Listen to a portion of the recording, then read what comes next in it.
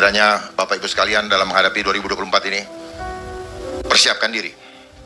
Mereka sedang merencanakan sesuatu yang luar biasa. Bahkan mereka sudah membuat dalam undang-undang yang akan membuat kita kehilangan free will atau hak dasar kita sebagai manusia tanpa bisa kita tolak. Siap-siap. Ya, saya harus bukakan ini supaya pada saat kejadian Bapak Ibu akan tahu bahwa anak-anak Tuhan akan tahu setiap langkah yang akan dikerjakan iblis. Apa yang disampaikan firman Tuhan dalam Wahyu sebenarnya kita harus paham bahwa itu adalah bocoran dari Tuhan tentang apa yang akan dilakukan oleh si ular tua. Dia revenge untuk mempermalukan, mengecewakan Tuhan, supaya kita mengecewakan Tuhan, sehingga kita tidak berkenan. Yang terjadi, yang membuat 3 tahun belakangan ini kita kebingungan dan sebagainya, adalah penggenapan dari Wahyu 13 ayat 15 sampai 18. Boleh dicatat di situ. Kita digiring menuju ke sistem digital, sehingga setelah 3 tahun itu, percepatan demi percepatan itu mereka lakukan. Dan kita tidak sadar, banyak di antara kita tidak sadar, dan tetap akan mengikuti sistem itu. Demi apa? Perut. Waspada. Saya tidak menakut-nakuti. Saya harus menyampaikan ini. Kalau banyak yang menentang, nggak ada masalah buat saya. Karena seperti zaman Nuh akan terjadi lagi. Di mana ketika kita menyampaikan kebenaran, banyak orang yang akan melecehkan, banyak orang yang menentang, bahkan mencibirkan bibir bahwa orang itu orang gila. Tapi ketahuilah, pada waktunya datang, semua akan menangis karena penyesalan selalu datangnya di belakang. Kenapa demikian? Karena sistem edukasi yang kita lewatkan selalu mengajarkan kepada kita untuk tanya dulu datanya mana, buktinya mana, jurnalnya mana, tanpa disadari. Padahal itu adalah konsepnya iblis untuk membuat apa? Kita tidak pernah berani menyatakan kebenaran apa yang akan terjadi di depan. Tapi bagi anak-anak Tuhan, dia bisa melihat tanpa menggunakan mata. Amin. Banyak di antara kita tidak merasa beriman kepada Tuhan, mengenal Tuhan, tapi sebenarnya banyak di antara kita tidak mengenal Tuhan. Kenapa saya katakan demikian? Ketakutan itu wujud daripada kita tidak mengenal Tuhan. Karena apa? Karena kita tidak tahu kekuatan apa yang ada di dalam diri kita. Di dalam diri kita ada kekuatan Tuhan yang maha dahsyat. Saya sampaikan aja. Boleh saya bicara apa adanya, Pak? Masker itu bentuk daripada ketakutan. Itu adalah manipulasi iblis lewat ilmuwan-ilmuwan sesat yang ingin merontokkan iman. Saya minta maaf. Dan saya siap di-challenge oleh ilmuwan manapun juga untuk membuktikan itu. Kita menjadi manusia munafik karena kita hidup dengan formalitas. Sekolah kita adalah sekolah formalitas. Sekolah kita formalitas. Kita hanya mendapat cari ijazah. Tapi isi kita kosong. Untuk melamar apa kerjaan? Karena konsepnya kalau mau makan harus punya uang. Kalau punya uang harus kerja. Kalau kerja harus punya ijazah. Untuk dapat ijazah harus lewat sekolah. Padahal ijazah tidak menunjukkan bahwa kita punya akal budi dan berkenalan akan firman Tuhan. Karena sekolah sengaja, sains itu adalah sistem control intellectual engineering. Kita punya intelektual, kita punya kecerdasan ilahi dimanipulasi untuk mengontrol iman kita. Iman kita hanya berdasarkan angka. Matematika surga itu berbeda dengan matematika dunia. Matematika dunia 2 tambah 2 4. Matematika Tuhan 5 tambah 2 infinity, tak terhingga. Amin. Tetapi kita berhitung dengan matematika dunia. Sehingga ilmuwan mengatakan begini, percaya kepada ini, jangan kepada Tuhanmu. Dia nggak ngomong jangan percaya sama Tuhan, tapi dia memaksa kita percaya kepada benda-benda fana. Ini yang saya maksud dengan ulangan Keluaran 20 ayat 3 sampai 5 tadi. Jangan ada ilah lain padamu. Ya. Makanya mereka punya lambang-lambang ular. Tanya kepada mereka, lambang itu ular apa? Pasti dibohongin. Gak akan namanya maling, gak akan namanya penipu. Itu menyampaikan kebenaran. Makanya di mana-mana yang dijual adalah apa?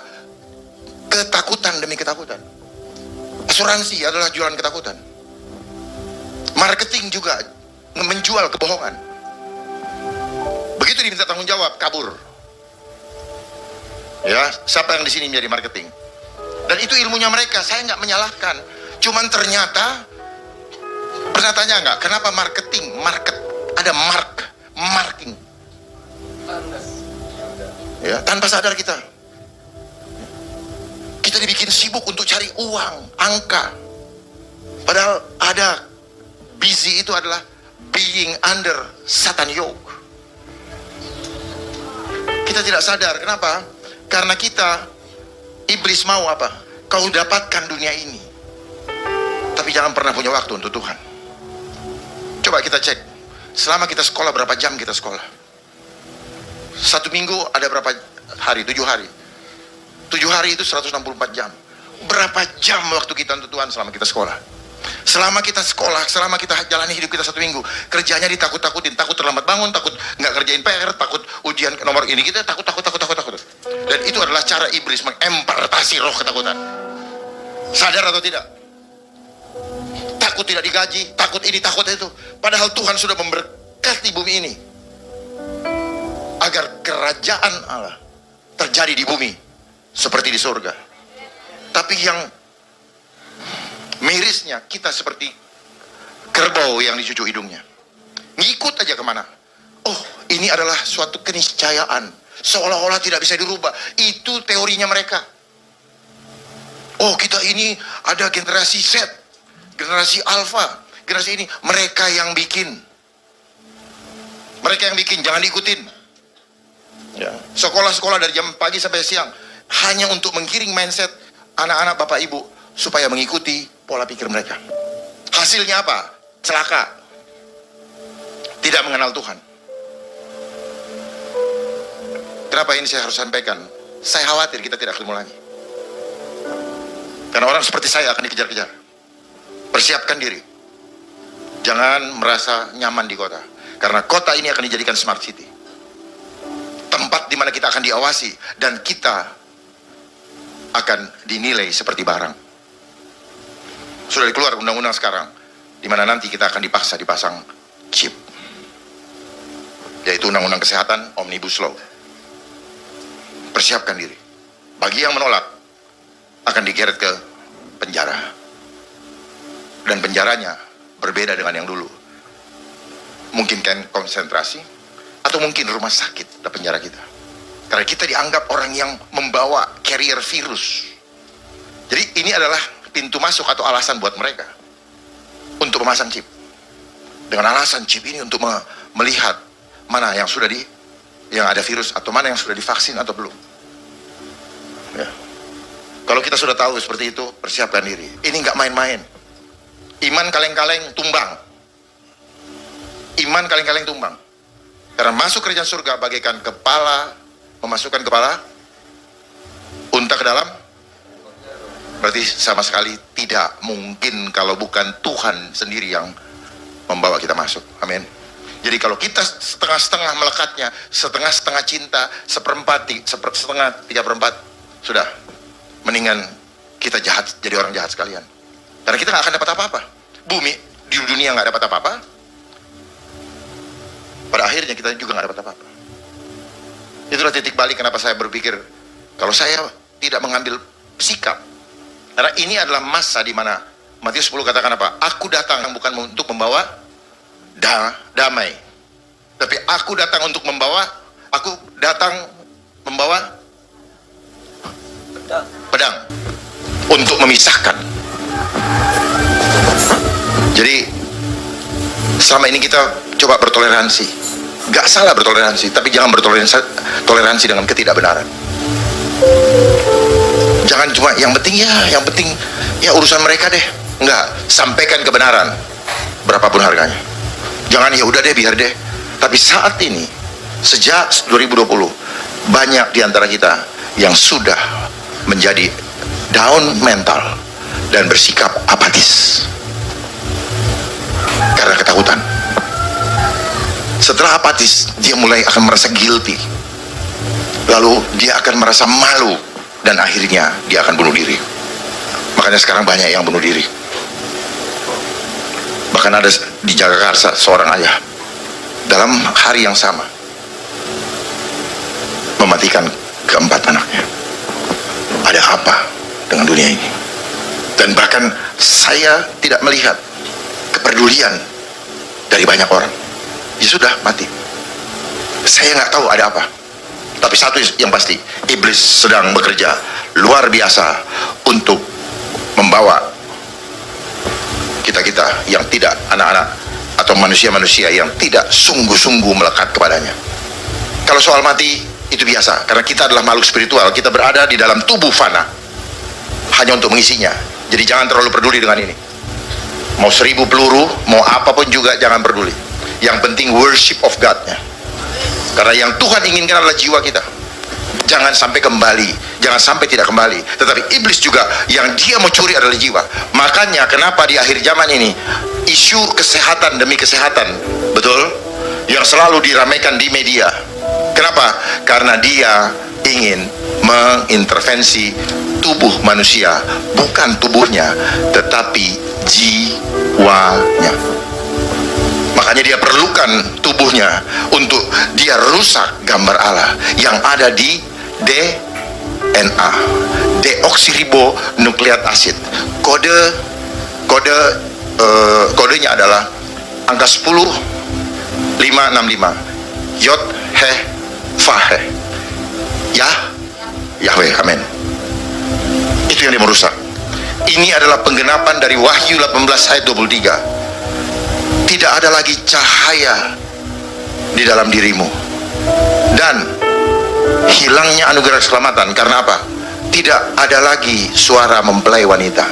Akibat dari apa? Akibat dari pedagang-pedagang besar dunia, yaitu pemilik farmakea,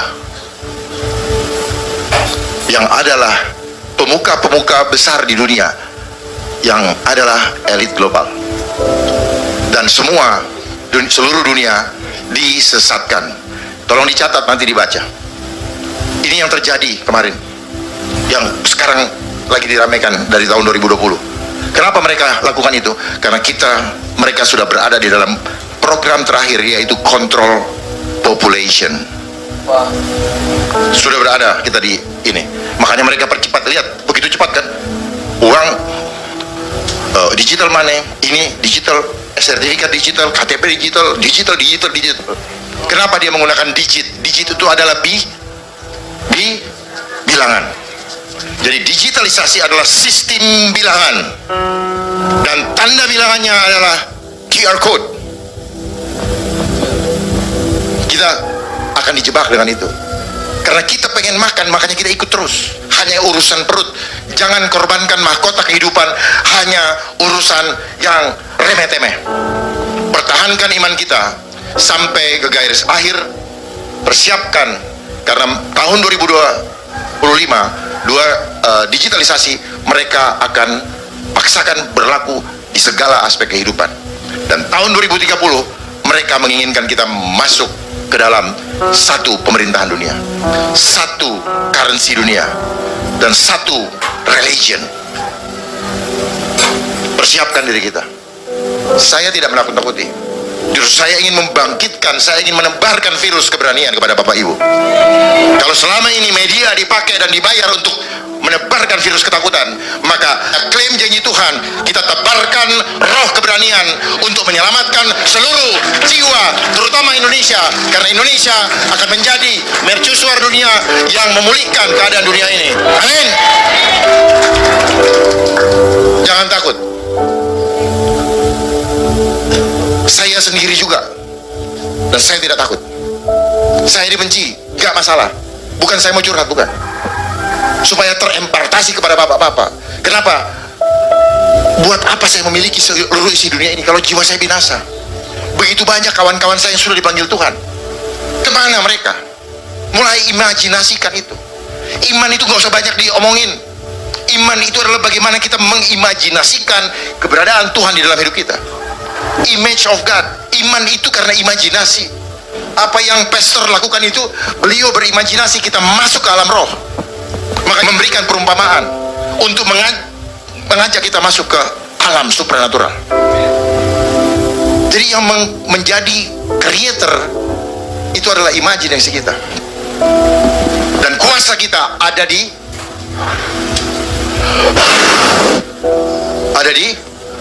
kenapa saya bisa berdiri tegak sekarang? Karena nafas yang perkataan kita berasal dari nafas, nefesi, ruah.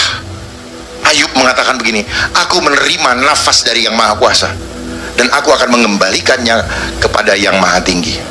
Main-main, jangan tutup-tutup dengan apapun juga. Ini simbol kita menolak kuasa Tuhan dalam diri kita.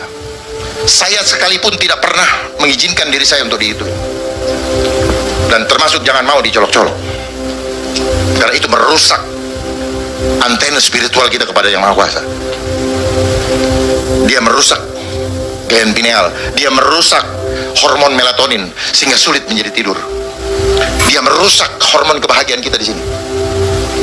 Saya kasih tahu, ini manipulasi. Ya.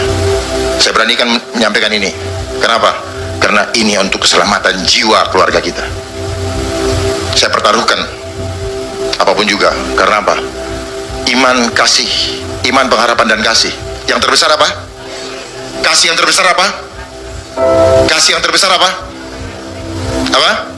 Ketika seorang siap nggak diantara kita untuk memberikan nyawa buat sahabat kita, itu baru amin. Amin.